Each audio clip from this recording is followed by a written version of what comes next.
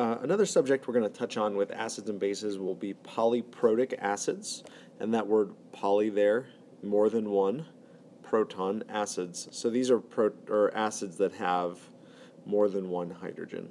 Okay, H2SO4, that's the strong one that we are aware of. H3PO4, that one has 3, phosphoric acid. There's lots of them that have more than one acid.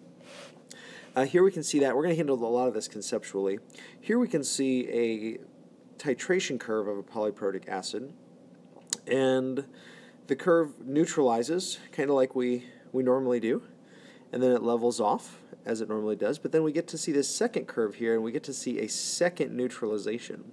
And this is our clue that we have these two S curves, that there are two hydrogens being neutralized, and they're being neutralized separately. The first one is neutralized here at point B, and the second one is neutralized here at point D. There are two different equivalence points. So just because there's 2 or 3 hydrogens on the acid doesn't mean all those hydrogens are equal. In fact, they actually get weaker as you take one off. So the first one is always going to be the easiest to take off, and then the second one's actually a little harder to take off. And if you have a third one, that's the hardest one to take off. So they get successively harder to take off, which means the acids get weaker and weaker as you go. Okay, so on your next slide, it actually says, let's look at the neutralization reactions for each one, and then determine at different points on that curve what species are present. That's a famous chemistry question. What do the molecules look like, and what state are they in? The first one, let's say this is a diprotic acid. There's 2 protons. We have H2A. A is just any generic acid. And when we neutralize the first one, all right, we're going to add hydroxide to it. We're going to get water. And we're going to get HA minus. And this is the first point we're trying to make. One of these hydrogens gets neutralized. Only one. Not both, just one. And it has to do with the equilibrium. There's an equilibrium for the first hydrogen and an equilibrium for the second hydrogen. Bases don't do this, but acids do. So we need to handle these separately. The second one is going to be HA minus. If we added more hydroxide, then we can get more water, and then we'll get the ion A2 minus. And we can see that in the curve. So here, going back into the curve, we see we have H2A, and it all gets neutralized. I still have HA at that point. And then I continue, and then I'm starting to neutralize HA until at point D, all the HA is neutralized. Then I only have A2 minus. So we want to look at those different points, and we say, okay, at point A, that's the halfway between the neutralization point for that first acid. At point A, we have our H2A, because it has not been neutralized yet. We have our hydrogen that's going to come off of it. This is where the hydroxide is a limiting reactant so far because it hasn't been neutralized. And then we also have HA minus. So half of the H2A has been neutralized at point A. So we have both the H2A and then what it turned into. At point B, we have the neutralization point. So now my first reaction is totally neutralized. H2A is now gone. I only have HA left. And that's right at the equivalence point for that first hydrogen. This will still dissociate. We'll still have hydrogen ions because it's an acid, but we're not going to have hydroxide. We're not going to have H2A. It's all gone. Okay? If we keep going with that titration, and we start to titrate the second one, point C is the halfway point for the second titration. Because we're not at the equivalence point, it's this halfway point. At the halfway point, I have my HA, but half of that has been neutralized and turned into A2 minus. Okay, so I now have both of those, and then we still have hydrogen left over because it's dissociating. And then it's not until we get to point D at the second equivalence point that all of my HA is also gone. We only have A2-, and that should be the only thing left there.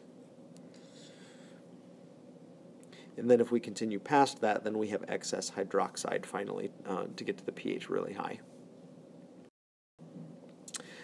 So here's some numbers. Calculate the pH of a 1.4 molar solution of oxalic acid and equilibrium concentrations of HC2O4 and hydroxide. So what do we do if we have two Kas? Here we see the first hydrogen comes off at 10 to the negative second, and then the second one doesn't come off until 10 to the negative fifth. So if just like a mixture of weak acids, we don't really care about this second hydrogen. That's not going to affect the pH. It's just the first one. So we write our equation. H2C2O4 turns into H plus HC2O4 minus. One hydrogen comes off. We have a 1.4 molar concentration, 0, 0, minus X.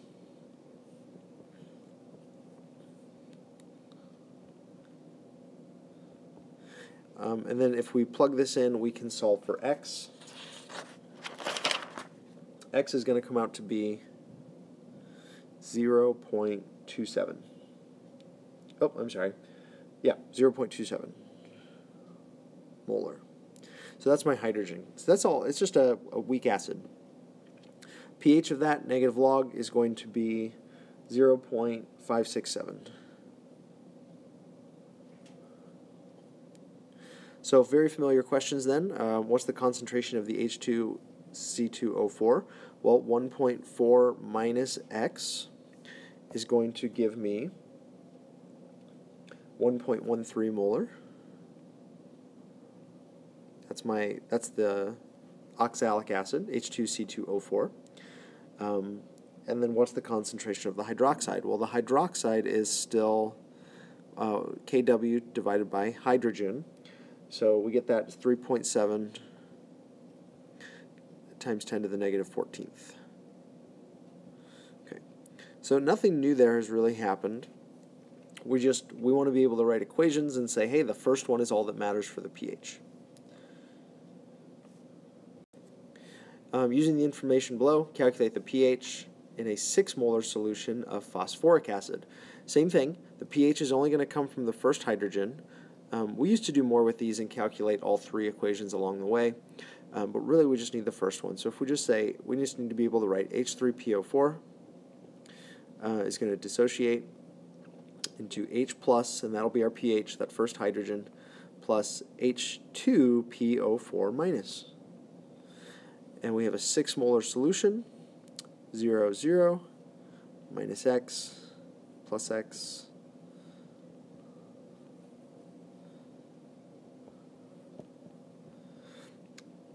and we'll get X for this one will come out to be 0.208 molar. That's my hydrogen. So our pH from there will be 0.681.